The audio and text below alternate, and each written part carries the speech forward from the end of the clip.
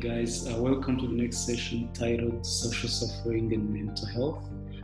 This is an area that has been neglected, especially in the global south.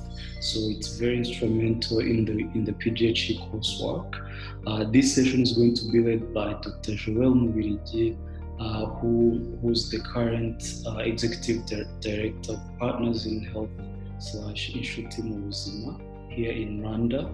He has led the initiatives of decentralizing and integrating mental health services within districts across Rwanda, and he has a lot of knowledge in the mental health area and in mental health initiatives across the country. So enjoy his lecture. Pleasure to be here with you to talk about social suffering and mental health. I've divided my session into 4 parts. The first one will be discussing about the concept of social suffering. What does that mean at an individual level? What are the different social forces that impact that status of suffering? And what are the institutional and structures that actually reinforces that situation of social suffering. So we'll talk about that. Then the second part will focus on mental health, thinking or discussing about the situation of mental health globally. What is the burden of the diseases? How are the discrepancy between high-income countries and low-income countries, and how is the health system built to respond to mental health burden. And then we'll talk specifically about what is the link between social suffering and mental health. We'll discuss a little bit about that. Then I'll transition into mental health in the context of Rwanda. So this is the way the presentation is today. And I'm hoping you will learn something. I'm hoping I'll be sharing some insight. But I think these are quite big topics that will require you to find more time to dig a little bit deeper. And I'm sure through your courses, you'll be getting some of these concepts re-emphasized. So allow me to share my slides with you.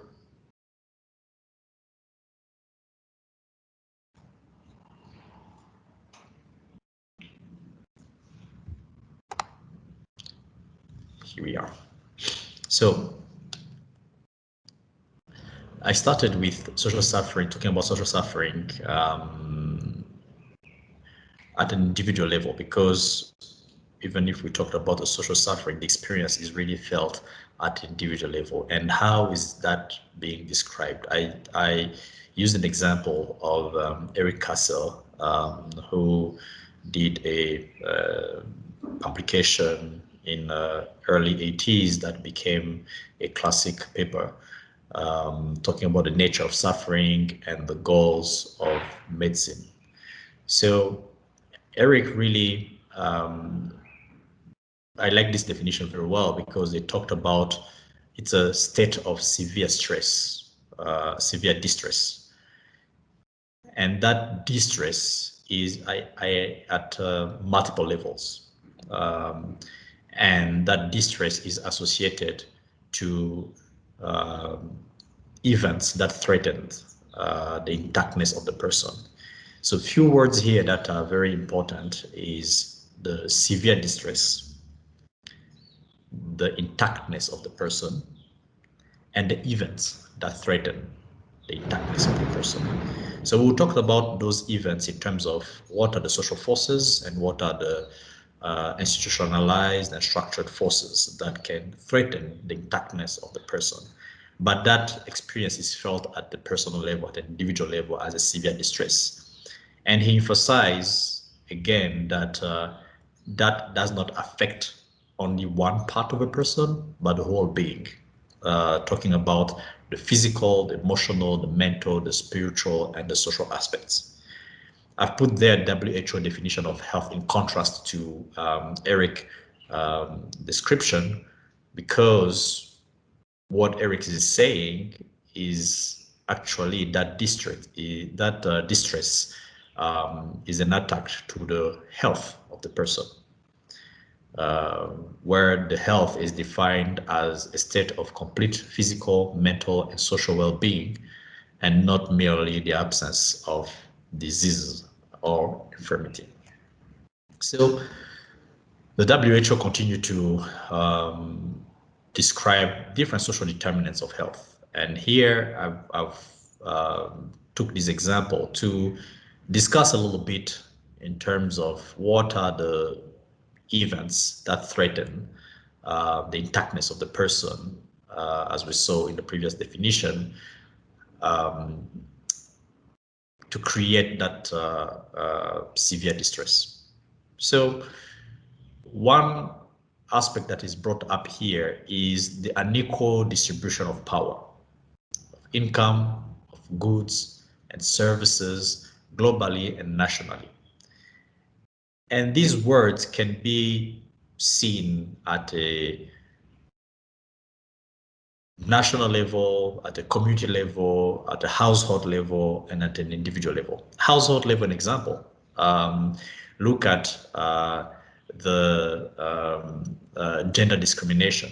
Look at the situation of women in a household who don't have any right.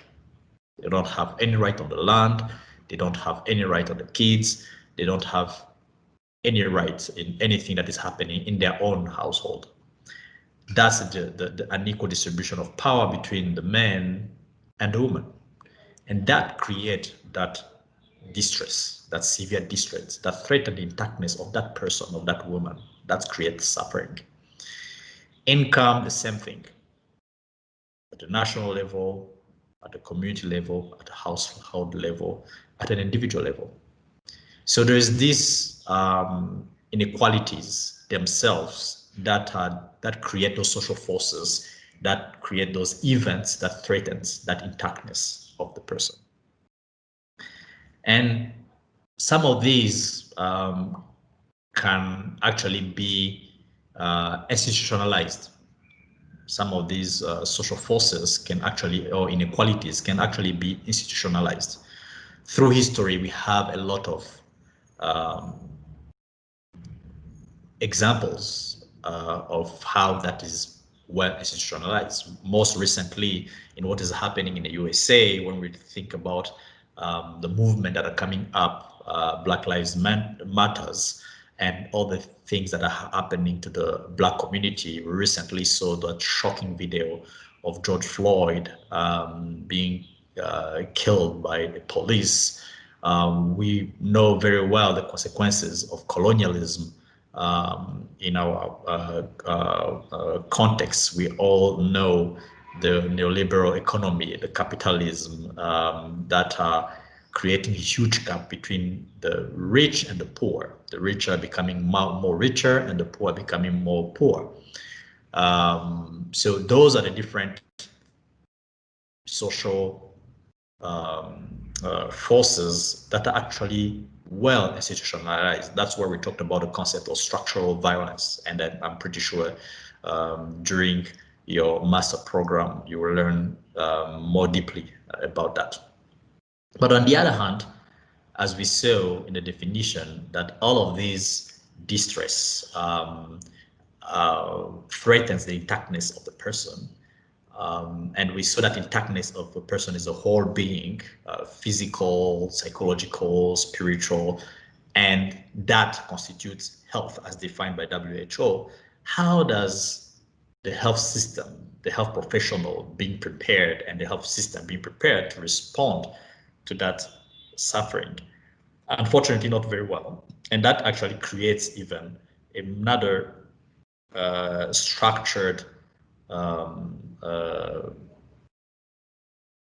unequal response, if I can put it that way. So we need to respond to a problem, but the response itself is structurally not ready to give the right response. And that's what I try to bring here is the medical and public health education gap. When we see a lot of our medicine training focus into diseases or conditions from microbiological and genetic etiology. I remember when I was being trained myself as a medical doctor, expressing even an interest of wanting to learn more or becoming a mental health professional, you started to be a bit weird. People actually look at you as a weird person in a way, and wonder what is happening. So there's a lot of discrimination even among people being trained to be able to respond to the conditions or the diseases or the suffering of the people. Another aspect is the focus on prevention and focus on cost effectiveness, especially in our low-income countries where a lot of talks, a lot of teaching, a lot of concepts really focus much more into prevention and cost effectiveness and not really into curing and responding to a disease that have already been manifested. So all of these are structural situations, conditions that actually just worsen the situation. And the linkage now, I talked a bit about social suffering in those three different levels: individual, the social forces, and the structures or the institutionalized situations that actually reinforce that status of social suffering. And you could see definitely that from those social determinants of health, there's clearly a lot of link into sorry, there's clearly a lot of link into social suffering. Here, you just taking some examples, the examples of few social determinants of health. When we talk about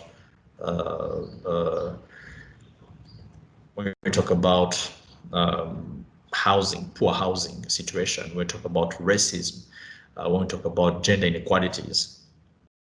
I mentioned some of these in the examples that I've been talking about.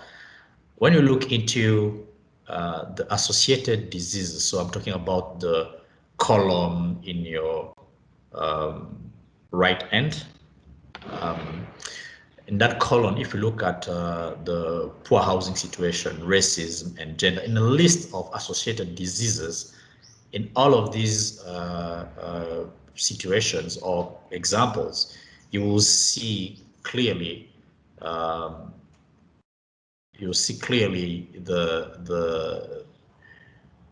mental health in there.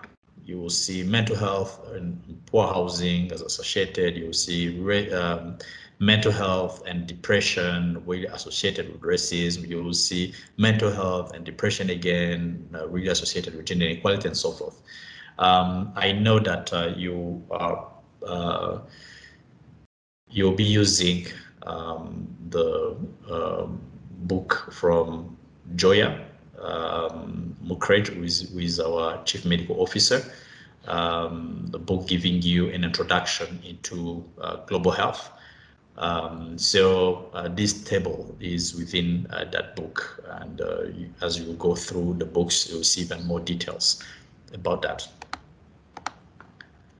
So, and you see also, if you look at the leading causes of global burden of diseases, clearly we see that mental health conditions comes in among the first 10 diseases that globally drive the global burden of diseases. If you look at the disability adjusted life year, it's a calculation, a statistic calculation in public health that gives us an understanding of the weight of the burden of a disease. It combines both the years of life lost plus the years lost due to a disability. So years of life lost means if we consider general population normal life expectancy, and consider the age at which people are dying within that population, and look at the gap between how those years, for those who died earlier than the life expectancy, those years are due to a disease, those years are considered as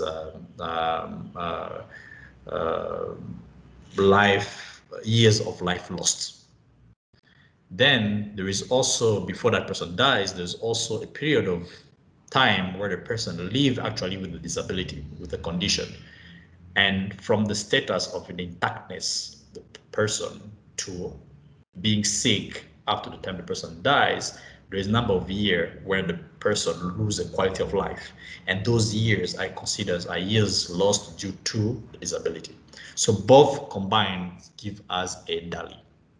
So if we look at um, uh, diseases that drive the DALIs globally, you could see among the first 10, one, you have uh, four of them being linked to mental health. Um, the depressive disorders, alcohol use disorders, schizophrenia, bipolar affective disorders, and so forth. So just to show you how much important mental health is in terms of a problem globally that need attention and need solutions.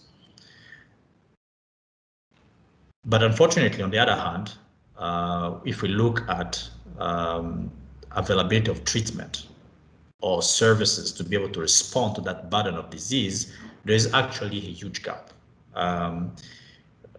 This is an evaluation done by the WHO in 2011 that estimates that in the low and middle income countries, between 76% and 85% of people with severe mental disorders receive no treatment. So you have close to 85% of people who have a mental health disorder, and here it's labeled as severe mental health disorders, who does not receive treatment. In high income countries, still is not as shocking as in low and middle income countries, but it's still high when we have close to 50%. Another number that I wanted to share with you is human resource. As you can understand, mental health treatment and management of mental health patients require human resource. And the human resource here have been divided by psychiatrists, nurses, social workers, and occupational therapists who intervene in the area of mental health. The colors are divided here. You have a light blue being low. Then as the color become more pronounced, you have lower, middle, upper middle, high income countries, and the pink one becoming global number of healthcare providers that provide services per 100,000 population. So you have the numbers from 0 to 35 per 100,000 population. You will see the biggest number being in high income countries, the pink color. And you will see the lowest number being into low income countries. And here in low income countries, you actually don't even see that graph here because the numbers are too low, close to zero. Same thing. So we talked about the number of people, percentage that are actually not attended, not treated. We talked about human resource. And here I want to talk a little bit more in terms of funds, globally, assistance, the development assistance. So the funds that rich country provides to poor country,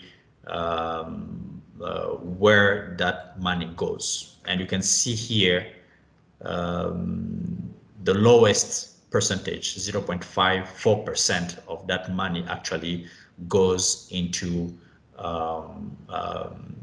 mental health. And you have the biggest number, close to 27% of it going into HIV. So if you compare this with the burden of disease that we talked about, the DALIs and other, there is clearly a lack of prioritization that is obvious here around mental health. And we talk as well about how much of money is being spent per the disease burden. So if you compare the percentage of total spending on mental health compared to the DALIs or the years lost due to disability caused by mental health. So you have the red color here being the DALI, so the disability adjusted life year, and the blue color being the years lost due to disabilities within the low income countries, and how much of money is actually being spent to respond to this problem. And the same thing here you have in high income countries. So this shows you, again, what I was saying, how much resources are not really being distributed to the magnitude of the problem. You know, there's one statement that I really like in this presentation. There's a lot of information there, combined everything that I talked about in my previous slides. But there's what Dr. Vikram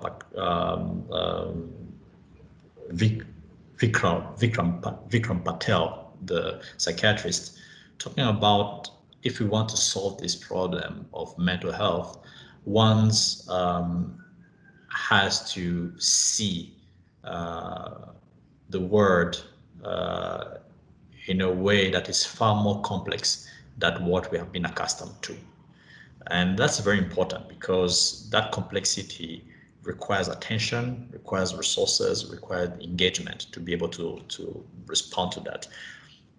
So I want to transition more into what happened in Rwanda. And, you know, after decades, years of ethnic discrimination that culminated to the 1994 genocide against the Tutsi, there have been a lot of challenges. Challenges on how do we restore justice, challenges on how do we build unity and reconciliation, and how do we develop policies and an economy that is more equal, focusing into equity and focusing into the poorest. But all of those challenges are really built on individual experience of severe distress from all of that history in the past, and that reflected into different situation. There is a study that was done by one of the first psychiatrist in Rwanda, who unfortunately passed away, Dr. Nason Munyendamutsa. That was done around 2000. That talked about a 15.5% of the adult population that had major depressive disorders. Quite high numbers, quite high numbers. The Ministry of Health as well, in 2015, when they were setting up a national mental health program in Rwanda, shows that the post-traumatic stress disorders prevalence is around a quarter of the population, 26.1%.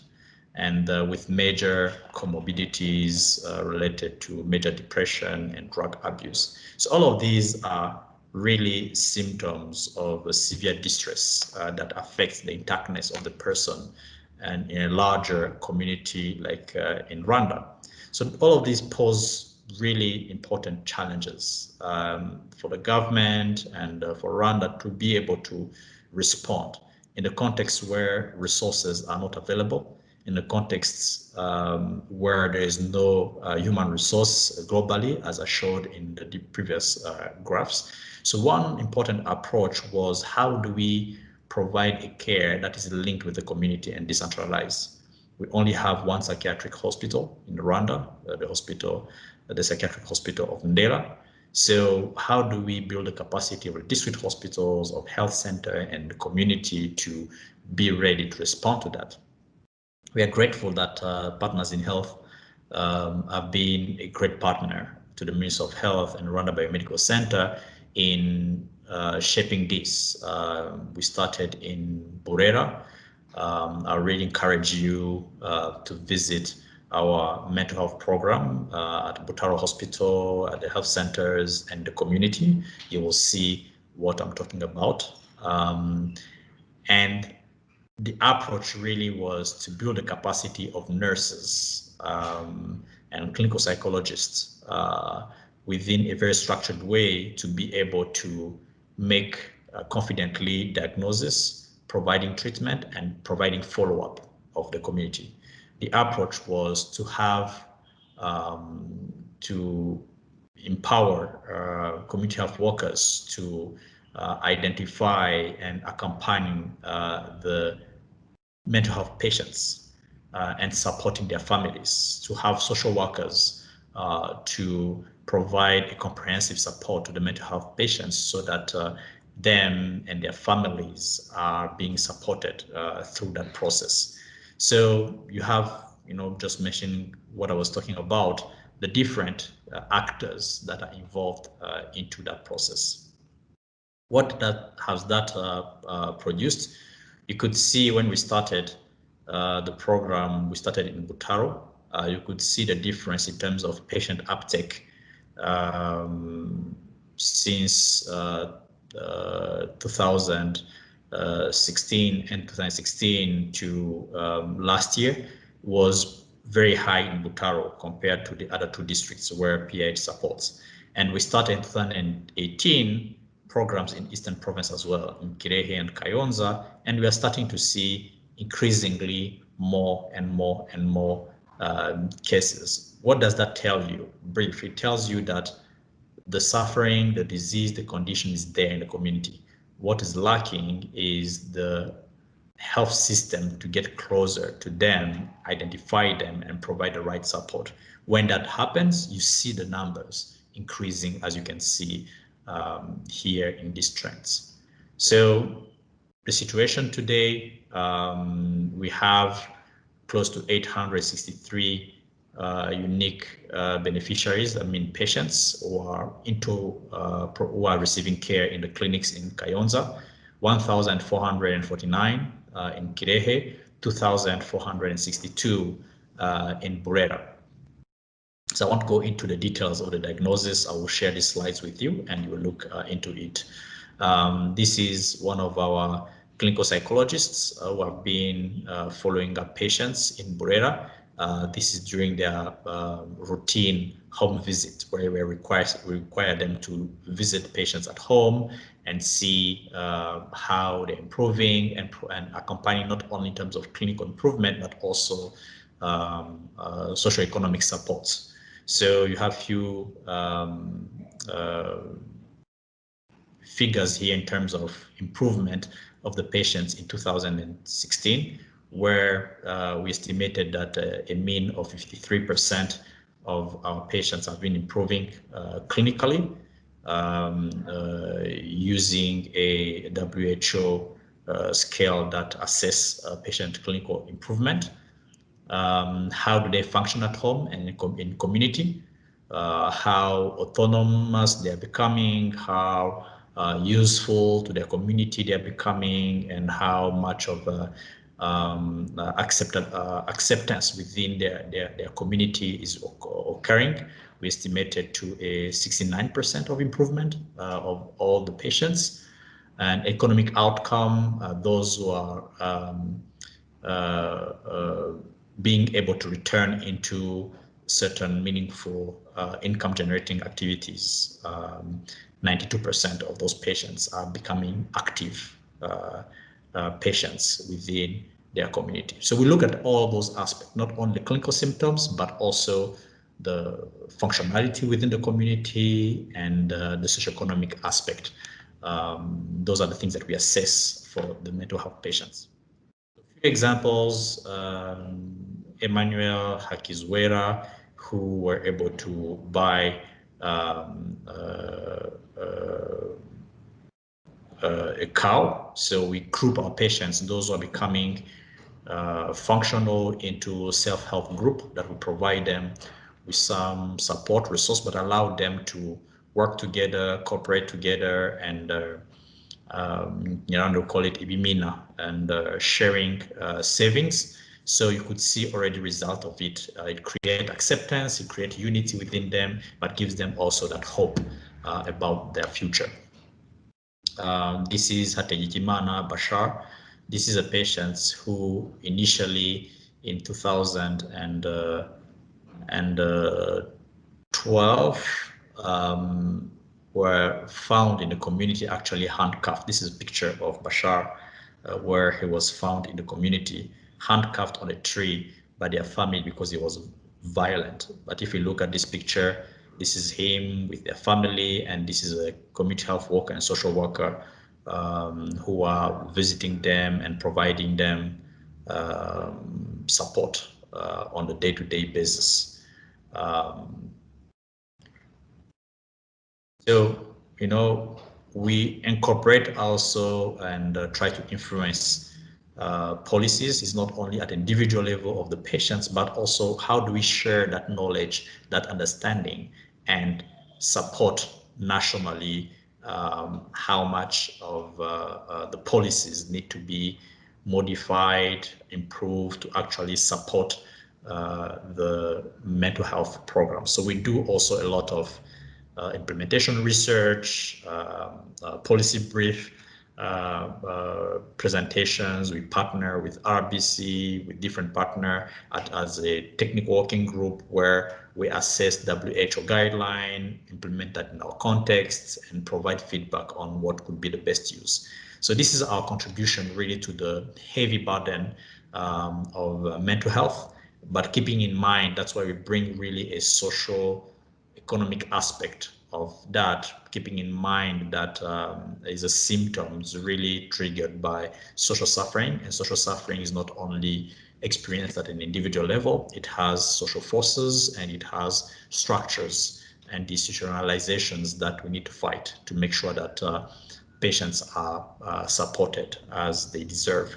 And we also need to make a lot of advocacy internationally to make sure that globally the resources, the attention to has to match the real burden of the mental health conditions. So with that, I end my presentation, and thank you very much for following this presentation. Open to questions and discussions. Thank you very much.